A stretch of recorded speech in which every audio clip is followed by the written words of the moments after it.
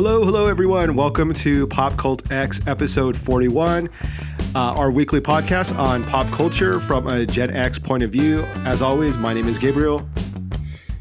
And I am Daniel. Most weeks. This week, you're Daniel, right? This week, I'm Daniel. Next week, TBD. All right. So good week. Back from vacation. So excited to get back on the PopCultX podcast and talk about what's going on. So while I was away on my little vacation, I actually got the sad news that Bob Saget recently passed. Mm-hmm. So that was pretty true. sad. That was pretty sad. I mean, I think about we lost America's grandma, which if you listened to last week, Betty White, and now a lot of people say we lost America's dad. Right, because Bob Saget on Full House, and then America's Funniest Home Videos, and for our generation, more specifically, that's who we saw as like the father figure growing up, and he was just like there. I mean, I know his comedy stylings were a bit more on the raunchy, on the edge side of things, but in his sitcom life, he purported to be the all-American father. Yeah, and I think that ironically, or I don't know, maybe it's very goes with my personality, but I was much more of a fan of his adult kind of sensibilities and comedy. More than I don't know if my age, I was too old for Full House, but I never was really, or if it was too wholesome for me, but I was never a really big fan. Too wholesome, yeah. Yeah, like it was just I don't know, I never really got into it, and so I never really. I watched it, but it doesn't really have that much of an impact on me. So I didn't really think of him as, America's dad and all of that. I think it's sad. I think he was very, a great comedian, sort of got pigeonholed in that. And then he did a really great job of sort of being able to come from under that typecasting of being sort of a wholesome dad figure and really being able to show his comedic chops by doing more stand-up and other roles. Yeah. So it's sad. I don't know if they've released the reason of his passing. Right. I don't know if it's very important, but it is kind of sad because I at his age, I think he was like 61. That's still I think 65. Really, yeah, really young. So it is, to me, a little bit too soon for him to pass. Whereas, the one thing you can say about Betty White is that she did live a long and amazing life. So it's like, can't live forever, but 65 is still really young. So that's unfortunate. It is. And like you said, they haven't released the results of the autopsy, but you're right. Does it matter? No, I mean, people who gossip about it all the time, I guess it does matter, who want to paint him as like this demon, or he became prey to his demons that he had. I mean, he did have some troubles, right, that he had worked through, I think. And the first thing I noticed when this came across is that the sheriff department said there was no foul play and no drug use reported at the scene. So that's good that he didn't succumb to that, I guess. Yeah, which is always sort of like, I mean, that's almost become sort of a now I can't think of the word of expectation of like the sad comedian that's depressed and putting up a funny face. Yeah. So it I hope that it was anything to do with any sort of type of depression or anything like that. I mean, it doesn't matter what the reason was, but it is sad that he died at still a young age, and he had a lot that he could have still accomplished in his life when it comes to comedy and just being able to move forward. So kind of sad. So we pay tribute to Bob Saget for all of his work in comedy, America's Funniest Videos, being a kind of a adult sense of humor. I definitely recognize and honor that. So what is your favorite role that he was in that was away from the Full House? Because you said you didn't watch it. That was like most memorable to you. I don't really know if I know of a specific role. I think he was on some of like the roast of like the Friars Club roast that I like. I'm a fan of that type of humor. It's kind of like the shady insult comics.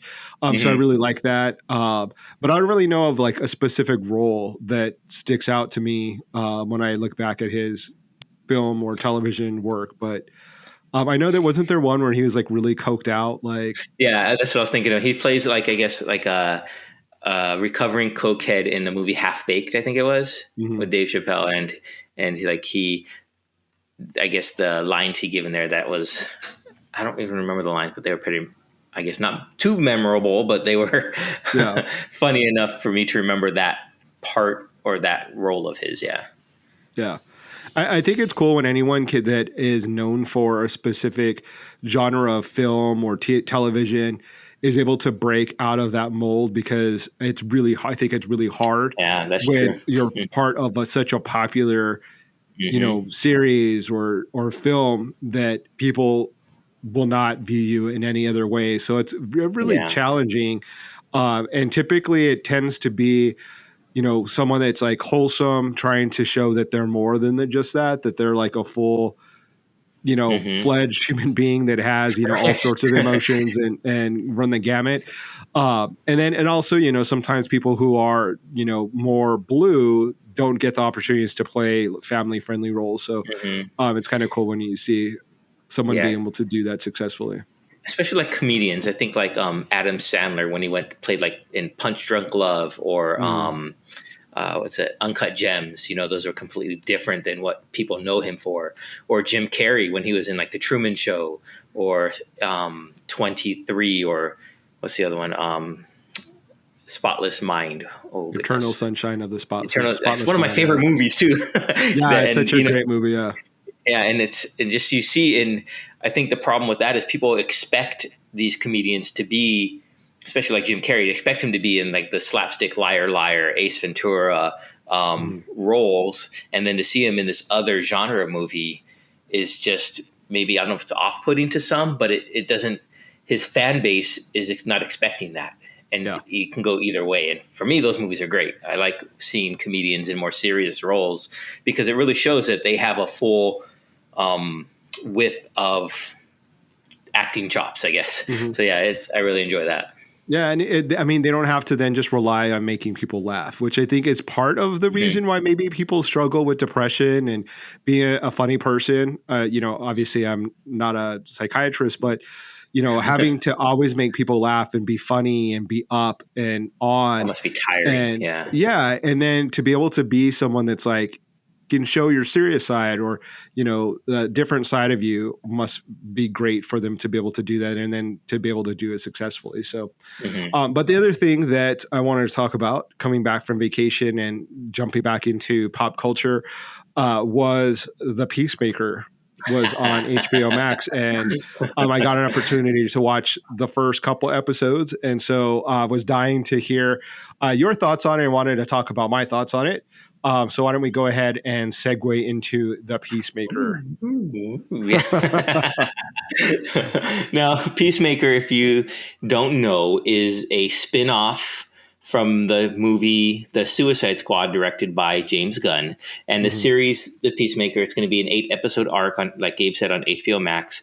And it was all written by James Gunn, and he directed 5 of the episodes. That being said, I watched the first 3 episodes so far because that's what's been released. Mhm. And I am a fan of James Gunn and Peacemaker. I Mhm. think the writing is fantastic. I think the characterization of by John Cena of the character Peacemaker is just spot on. Now, when the movie Suicide Squad came out, we spoke about this, and I mentioned how I like this character Peacemaker, who he loves peace so much he'll do anything for it. And then you said that, isn't he a racist, right? And I think Yeah. that was like were your first words. And what I found very intriguing in this show was that James Gunn, he must have listened to us and he must have heard your words and took that to heart because they addressed that right off the top of the show, right off the bat. Mhm. So Peacemaker, whose real name is Christopher Smith, is in the hospital after surviving a bullet at the end of the Suicide Squad, and he's speaking to the janitor there. And the janitor, once they realizes who he is, he's like, "Aren't you a racist?" And they go back and forth, and he calls him out on his racial profiling and always Mhm. killing minorities. And John Cena, Peacemaker, says, "I'll do better. I'll kill more white people," or something like Mhm. that. And I think I was I laughed at it myself because of our conversation, and I thought, wow, they didn't shy away from that. They just hit it head on. Now, did you have any thoughts on that part? I immediately laughed. I thought that it was perfect that he got called out for that. And and that his response is like, well, I'll just kill more white people. Like, that's all I'm asking for. Like, I'm not asking for a lot. I'm just asking you to kill more white people. just kill white people as equally as you kill other people. Exactly. and that's the funny thing is, I mean, it's funny. It's a funny line, but obviously it's a really serious issue, and it's a funny black humor kind of take on it. Is if with equality and with people, law enforcement, and the whole black rights movement and civil rights, it's like, okay, police officers say, well, there's crime, there are people out committing crimes, like, what do we do? But the reality is that, like, you're turning your back to all the crime that's being committed by white people. Mm-hmm. So when you have that tunnel vision of, like when you're walking the streets of, let's say New York, and all you see is people of color committing crime, you're missing all the crime that goes unnoticed. And we know that it goes unnoticed because it exists. Like, we're not stupid. We know, like, it's fact. And so I'm glad that they did that. And I think they're going into with his father, they're going to go more into depth as to maybe why the Peacemaker is the way he is. Robert Patrick playing his father, Augie Smith, is like full-fledged, like, crazy racist, right? Like, the Grand Dragon, White Dragon, I think. Yeah. Spoilers for whoever hasn't watched it, but he's like full-on misogynistic, racist, like toxic father, like basically calling the Peacemaker a pansy or, a sissy for being shot. And how did you come out of my sperm or something like that? Yeah. And just like crazy person.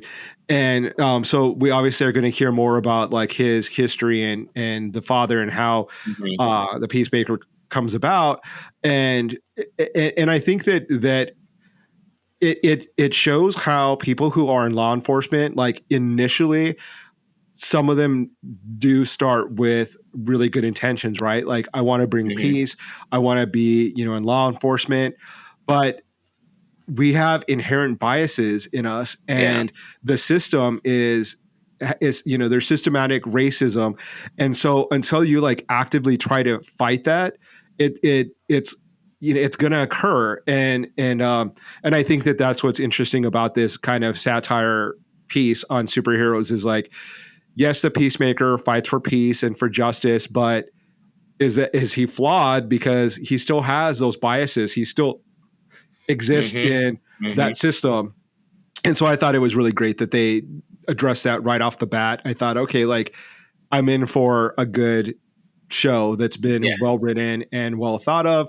The characters are amazing. Like, talking about his father again, Robert Patrick is an amazing actor. Like, he's aged. It was a little, shocking to have not seen him for a couple years, and then to see him, like, I was very happy to see him as like an older gentleman. But a lot of the rest of the cast, specifically to call out some people that I thought stood out, was Danielle Brooks. I think she does a really great job as, like, the newcomer to Amanda Waller's team. And it's cool that we have some, like, lesbian representation. She has a wife played by Elizabeth Ludlow, and just really cool characters. I mean, it's really well acted. It's great satire. It's funny, but still has, kind of draws upon some serious topics.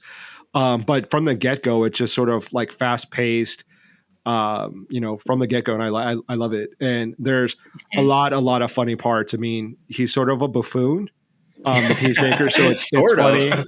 It's funny to see a superhero, like, and he's telling people, like, oh, I'm a superhero, and they're like, no, you're not a superhero.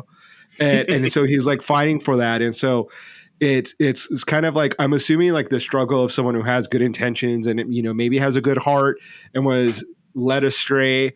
And, you know, maybe at the end of the series, he'll find his way back to a good place. He's obviously done some bad things in the past. So it's going to be really interesting. It's funny. I mean, so far, I love the show. It's really good. I think the writing, what you said, and I think James Gunn did a great job of. One thing that stood out for me in the first episode was when Peacemaker, Christopher Smith, comes home and he's telling a story to his father. And it's telling, the story is, you could feel it's like a kid wanting to win his father's approval. So he's telling him that story, you know, and he's looking for his dad's approval. He's looking for it. And then he finally gets it because his dad's laughing along with him. And it's just, you could see Peacemaker like brighten up and beam because he smiles at, finally, I won my dad's approval. But then it all comes crashing down back at him at the end because don't tell me that's the guy who shot you. And it was perfectly written. And I think it just really exemplifies that dynamic between Peacemaker and his father is going to really play heavily into his character arc. Because like you said, is he going to redeem himself? Or does he, like most villains, or not most, but some villains don't see themselves as villains. They think they're the hero in their own mind, right? So Thanos, like just going for a bigger picture in Marvel, is he never considered himself a villain. He thought he was saving the world, right? Yeah. So most villains, and I won't classify Peacemaker as a villain yet. He's an anti-hero, which I guess, you know, I enjoy. Just maybe one that goes too far. Now there are other. Go ahead. Well, I think that's the interesting thing about taking this approach to superheroes is, you know, let's say if you take Superman, who historically was fighting for, you know, the U.S. or American side, and now more recently kind of into a controversial kind of standpoint, he's fighting for the world, you know, protecting the world. And a lot of conservators are like, oh, that's not Superman. It's like, he's an American. But if you put a superhero in that context, right? Like, let's say Bruce Wayne is fighting for Gotham, or Spider-Man is, you know, New York or whatever. Someone is going to, outside of that bubble, is going to view them as possibly a villain, because if you're protecting America, unfortunately, you know, our country isn't always fighting on the quote right side of history. And so that's what's interesting about these superheroes is like, do they know, like, you know, Wonder Woman fighting, you know, in a war and kind of seeing the horrors of war. And that's why I think what's so great about Wonder Woman is that she sort of saw the tragedy of man versus she's going to just kind of take up the mantle being a superhero in America. And I think that's something that is interesting about superheroes, especially those that we have made them a symbol of, like American patriotism, Captain America, Superman, not necessarily Batman because he's a darker, grittier superhero, but that our expectation is like they're American, they fight for America. But if that's the case, then someone's going to think that they're a villain because America is not always, you know, I mean, and I don't even know if it's possible. Is it possible for a country to always be good? I mean, there's always someone that's going to suffer or be on the losing end, right? And that's right. That losing end is going to see us or them or, you know, whoever as a villain. And so it's an interesting take. Like I'm glad to see this sort of come out because, you know, we really haven't seen a lot of that dialogue or that introspection on a comic book superhero level before. Right. That's true. And there is another character, even within this show, who also kills without remorse because he thinks he's doing the right deed. And that's the character of Vigilante, or as his alter ego, Adrian Chase. And you haven't seen episode 3, so I won't give away too much of it yet. But yeah, you can get into it. Okay. So in episode 3, they go on a mission. It's their first true mission as a team for Project Butterfly. And they're camped outside the senator's house, waiting for the right moment to take the kill shot. when the family, the senator's wife and their 2 children, arrive at a dinner table and they're sitting down to eat their dinner, their version of what a dinner is. And Peacemaker has a shot, but he can't take it, even though he was told to take the kill shot on the children because they're classified as Project Butterfly.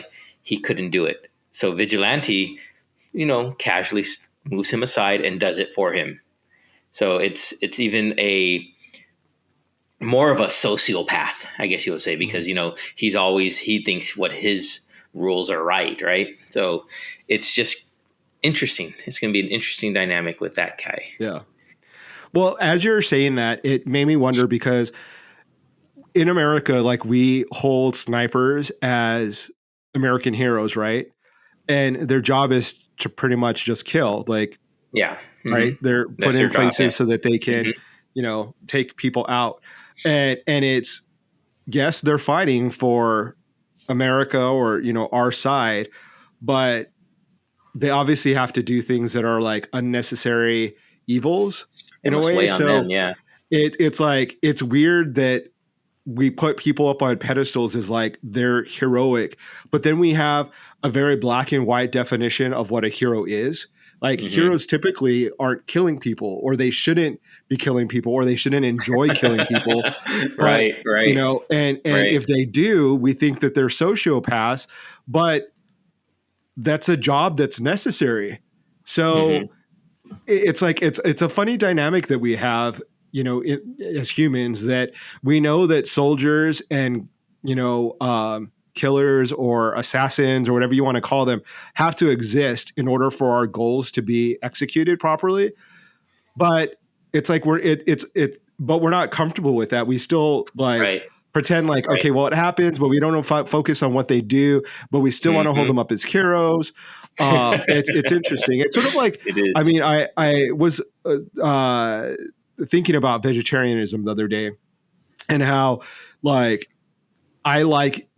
if I eat meat, like it has to be like disguised. It can't, like, I'm not into fresh meat like that. When I was on vacation, I went to a market and they had all the fresh pieces of meat on it. It grossed me out. And, and so, I mean, in a way, it's sort of the same way with like government. It's like, we want just the delivered product to us, right? Freedom. Yeah. We just want the freedom given to us. We don't want to see we don't want to know that it's like raw meat that's a cow's being chopped up. And that's what is interesting about these types of characters, is because they're doing the dirty deeds. But I mean, someone has to do it, but does that really then not make them heroes? I mean, does killing people and then what level of evil are they? If they're a president of a country that's not an ally, does that mean they deserve to die? Or if they're, I remember like Saddam Hussein's family, didn't a lot of his sons get executed as well? Like, do they deserve to die because their dad's evil? Well, I guess it all depends in that instance apart from what sort of atrocities they've committed themselves. Right. And so if they're there with their people, I think some of Saddam Hussein's children were a little bit crazy and they used like chemical warfare on their own people. So in that instance, yes, they're bad people, right? But it gets a little more gray when you get to people who just might not think the same politically as you, or might not align with your sort of way of the world, because their culture might be a little different. Like their culture might not have as high esteem for women as say ours or something, and they always keep them down or whatever. But that's just the way it's always been, and for whatever reason, they haven't advanced yet to our level of civility, if you want to call it that. So it's are they bad people because they're living in the world that they've created themselves and that they've lived in for the past 300 years or whatnot? Yeah. That's where it gets difficult. Yeah. Yeah.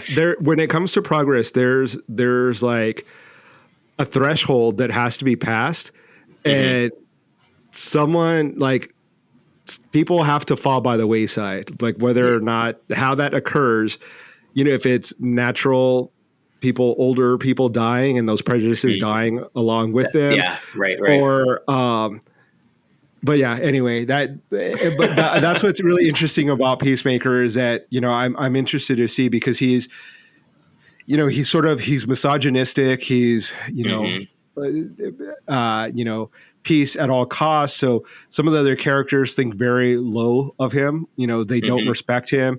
They think that he's like a buffoon, whether or not he is, but some of the characters see like, okay, there's a glimmer or like a sign of like maybe hope that maybe he's not a lost cause, that there is something in Yeah. him that is like kind of, trying to do good. Kind of And redeeming, I guess. Yeah. yeah, like a redeeming quality. But another thing that I thought was really hilarious is that his sidekick is a bald eagle. That was hilarious. That was awesome. Yeah, And then that was hilarious. the eagle hugs him and he's like, "Dad, grab a picture quick." That was so funny. It was It hilarious. was. I Yeah. think, and I'll get into this a little bit, but the opening. Let's talk about it now. So the Yeah. opening intro credits to the show, where they're all dancing, is just so hilarious. It is just. I don't know why I laugh every time I watch it, and I haven't skipped intro on any of the episodes yet because it just makes me laugh, and the music is just spot on for the show. And that's another thing I want to talk about is the music, but just that opening sequence. And you mentioned the eagle. At the very end of the opening intro sequence, you see the eagle come and go like ta-da, but then he sees that he's off his mark, so he corrects himself a little bit, and then he hits his mark again, and that just made me laugh so much. It's just those little details like that James Gunn throws in there for us, and it just makes it that much more special. Yeah, it's hilarious. Like, I mean, it kind of has to be that funny because his outfit is so stupid. Like, he has a bucket on his head, and so it has to be kind of dangerous. Right? Yeah, it is a cool weapon. I mean, at one point, doesn't he have like a I don't know, like a kill everything blast where it's like anything in a radius of like I don't know how many feet explode, and which was a really cool scene where he has one of the butterfly people or whatever they're called attacking him, and he's about to lose it, and then that goes off, and her body is eviscerated, and you have like the cop picking it up, and he's like, "What is this? A piece of pizza?" And he's like, "Put that down. That's someone's face." That was great. That was a great scene. Yes, James Gunn has a way, I think, and just piggybacking on what I said, is of picking obscure music, to add to his shows. I think about his other endeavors. So Guardians of the Galaxy 1 and 2. I think of the movie The Suicide Squad, and the soundtracks to those are just so fantastic. Yeah. And I love how in this one, he's picking like 80s hair metal bands, obscure 80s European hair metal bands that I guess he also calls like sleaze rock or something. And he's put them in there, and they fit the scene so perfectly. I hadn't heard of half of these songs, but I've been listening to like his Spotify soundtrack that he created for it. And it's just, they're quite cool. It's cool how he can just grab the song, hear it once, and knows that's going to be in the show.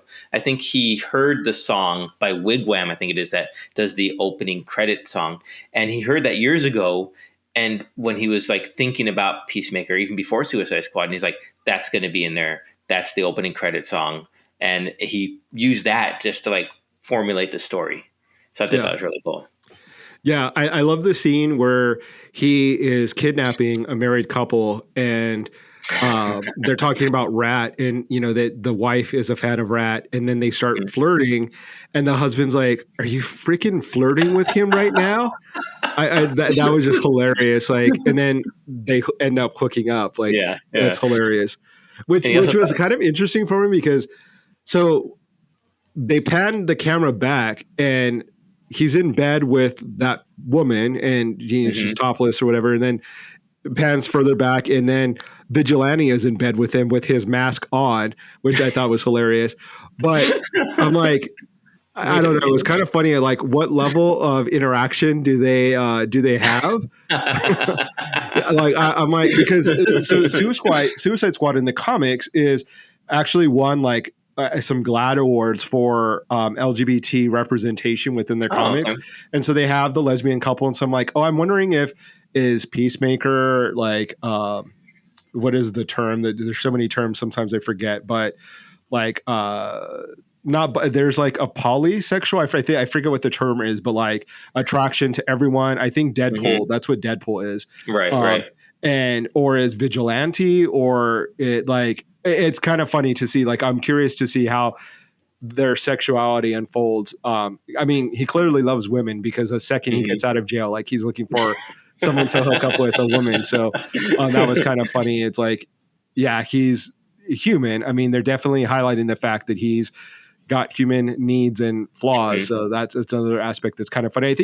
I mentioned Deadpool, and I think it's definitely influenced by the filmmaking of Deadpool, of like being Just gonna unafraid talk to about that. show like the flaws, the kind of kookiness, the sense of humor, the just everything about it. I think is kind of been influenced by the success of Deadpool, and seeing that people were willing to see an anti-hero, do things that are not acceptable behavior for a Superman or for a Wonder Woman, but sometimes you got to be gritty, and the lines aren't so black and white. Sometimes there's some gray area that mercenaries exist, I guess, and are out Yeah. there, and so there are in comic book world too. So I'm curious to see how that if that's just going to be like a one-off scene, or if they're going to go more in depth into that, because like I said, the comics, they have received a lot of recognition for being very inclusive. So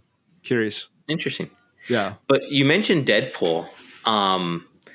Now, I was getting major Deadpool vibes from the Vigilante character. Yeah. And just, it's like the comedic timing from him.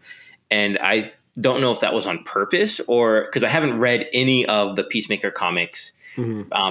Speaking of which, I never read Deadpool before the movie came out anyway, so I don't really know. But just basing from the movies of Deadpool, and when I was seeing Peacemaker, I was like, wow, Vigilante's just like him in his humor. So I thought it was good, because I really liked Ryan Reynolds' version of Deadpool. So I thought it was really cool. Oh gosh, I lost my train of thought. Well, I think that in the comics, Vigilante predates Deadpool. Okay. But as far as I'm aware of, because I remember reading some, coming across Vigilante in the 80s, not that type of a character, not a humorous character. Oh, okay. As well as Deadpool initially wasn't a humorous character. When Rob Liefeld created him, that wasn't, the path that Deadpool was on, until some other writers and comic book makers got involved and then created him to like how he is known as today, which is kind of a controversial topic, because Rob Liefeld's a bit of a douche and takes credit for that. But everyone knows it's like, well, Deadpool really wasn't what he is now under your hands. Yeah, you created him, but it's not like it wasn't fleshed out the way the Deadpool we all love. So I think the Vigilante that we're seeing now is, a newer version, a newer sensibility of that character. Okay. Because as far as I remember in the comic books, it wasn't a humorous, it was a straightforward, like comic, I wonder if that's why James Gunn recast the actor who was portraying Vigilante.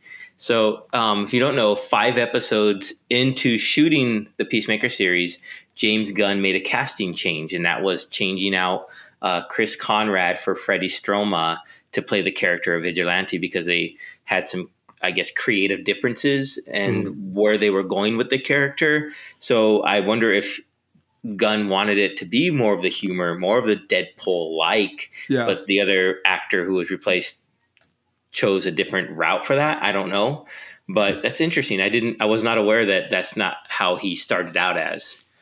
Yeah. And I'm curious, that makes me really curious about the character, because why? Like, what could be so, what path could be so different for the character that the actor would want to bow out, or would be like, no, this is the way I'm portraying the character, and, make the, whoever the powers that be choose, like, okay, you can have that choice, but not on our series. And so you can't. Yeah. So I'm really curious as to what that means for the character. If it, there's a lot of things that are kind of spinning in my head, is like, okay, I wonder if it was X, Y, or Z about this character that will be coming out that, maybe the actor is uncomfortable portraying, but I can't see anything that would be so bad that would make an actor be like, no, that's not how I want to portray them. So I am going to be waiting on that to get a little bit more insight into that. Yes, it should be interesting. I mean, I don't know. I mean, like you said, what made him decide that? I wonder if there's going to be a telltale, hey, that's why. I doubt we'll ever know why, but we can guess. Have fun with it. I would assume as an actor, even if the character you're portraying is completely against who you are, right? Let's say you're playing a racist, misogynistic, just a evil, horrible person. You're an actor, so that would be a challenge. Right. That would be great. Yeah, exactly. Oh yeah, like I can play an evil person. That'd be really, interesting to play because that's so not me. Like, why would you want to, who wants to just play themselves? Otherwise you would, wouldn't be acting. You would just be in life. So exactly. I'm curious why, how that comes to be like, obviously there are other actors that are in superhero films that are like not happy with the way the character is progressing or, famously, some of the Justice League stuff that came out and how people kind of clashed in regards to the way the characters are being portrayed. But that's like a lead character, like Gal Gadot is playing Wonder Woman. Right. And like, so, and she's already been giving a certain amount of power by Patty Jenkins. And so like, she's more responsible for the character than, someone who's in charge over at Justice League is. So I could see that like why there would be maybe a little bit of a clash there. But if you're being hired to play, a smaller character in an ensemble cast, I can't imagine what would make you be like, no, I'm not going to do that. Like, right. I don't know. It's clear. I'm interested in it now because I, like you said, I want to know if like I can pinpoint it.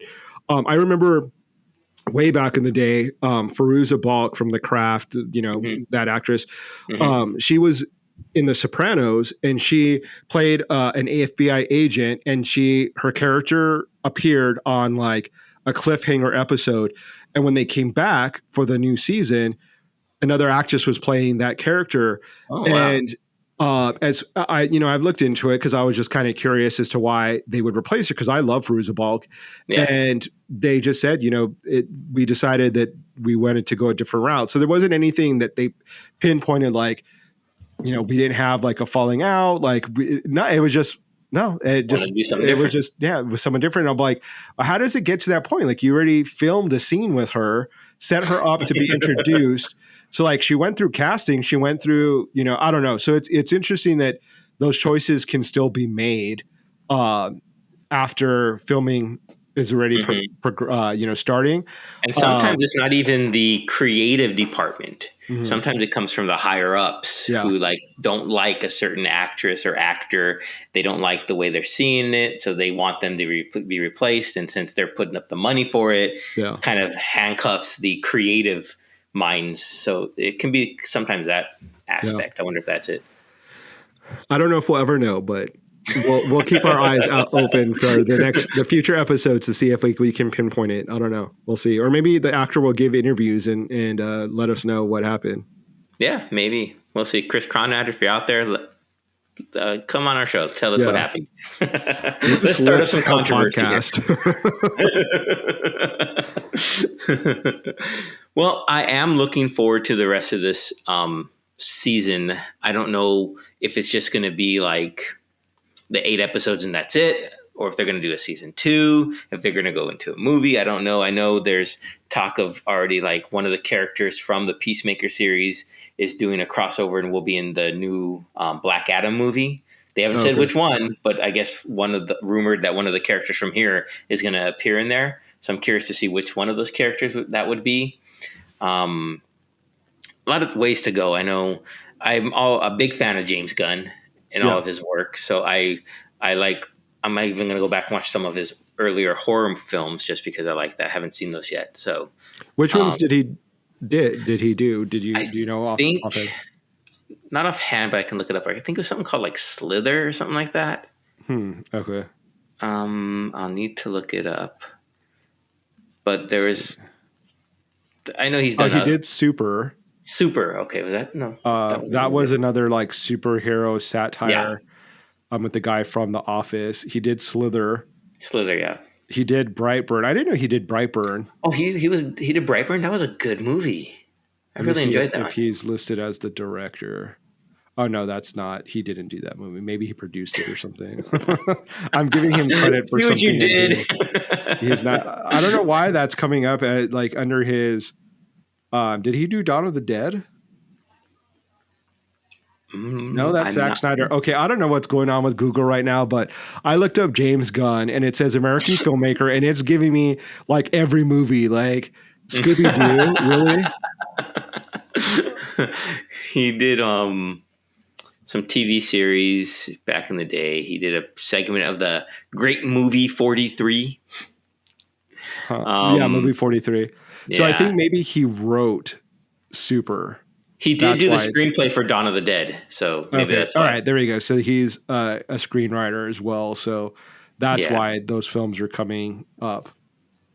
So Google, I'm sorry, I apologize to you, sir, madam, Madam Google. Madam Google. Yeah. So I mean, verdict for me for the first two episodes it's great. I'm really excited to see more. I really am enjoying this era, I guess, of superheroes on television because I think that we have a little bit more freedom to see different types or different perspectives.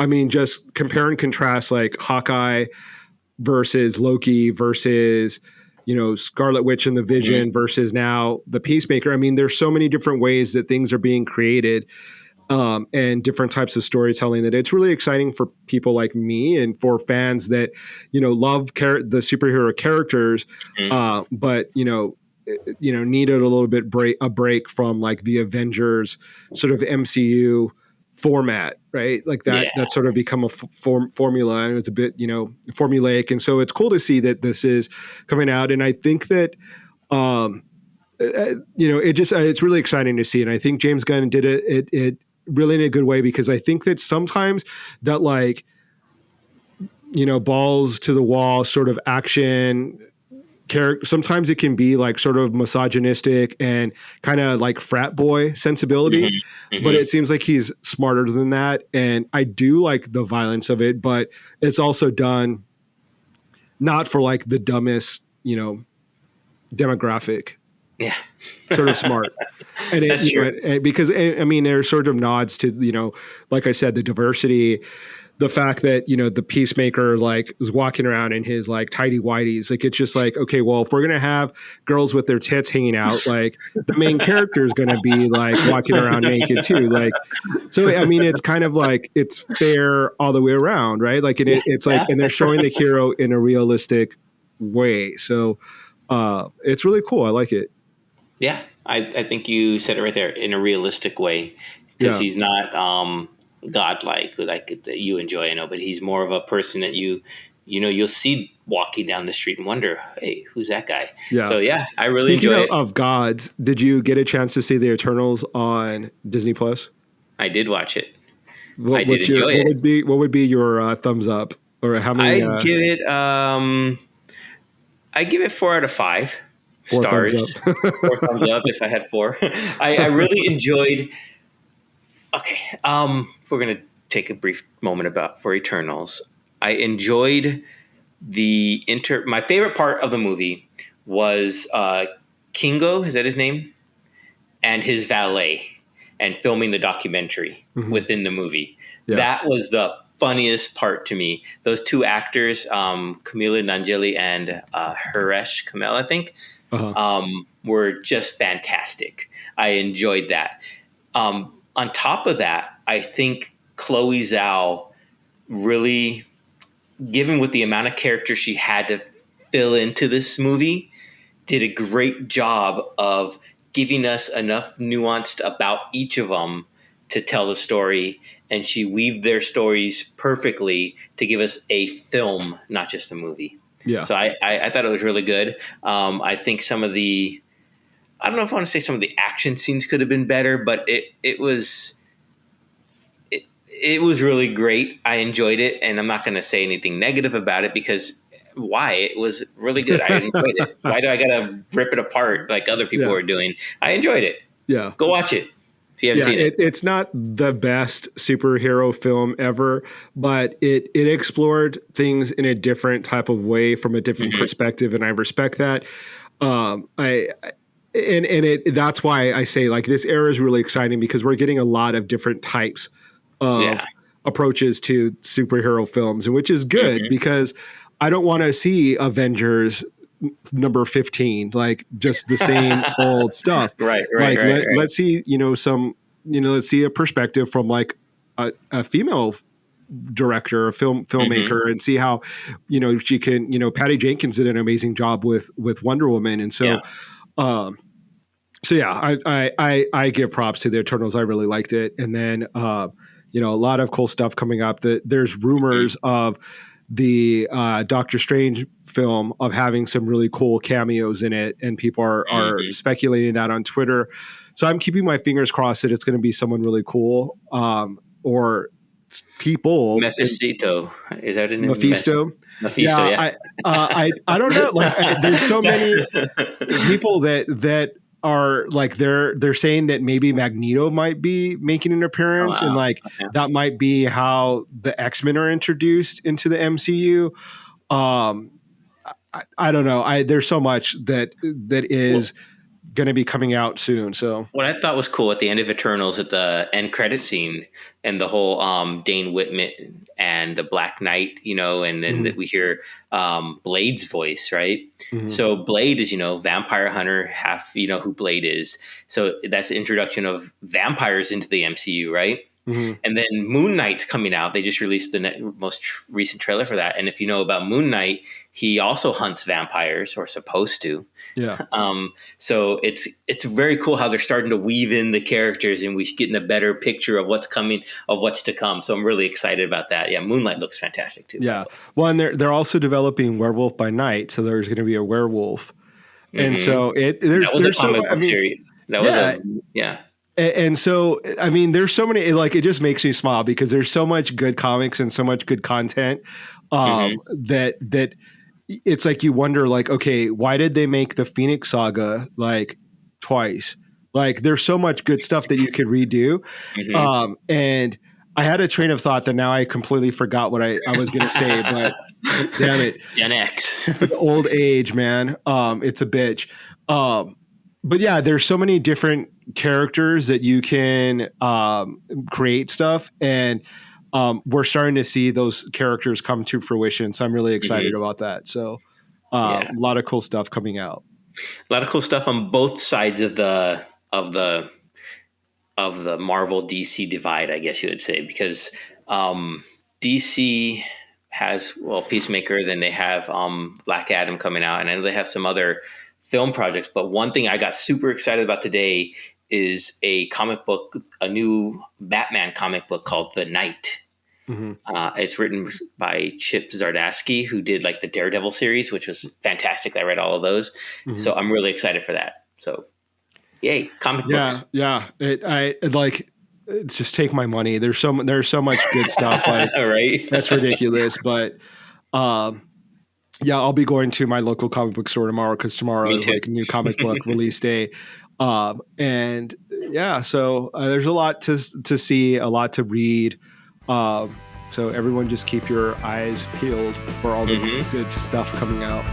Yeah, definitely. Well, on that note, we'll thank everyone for tuning in. Thank you for coming back, Gabe, from your vacation. I know it must have been hard. And then to get back into the real world tomorrow.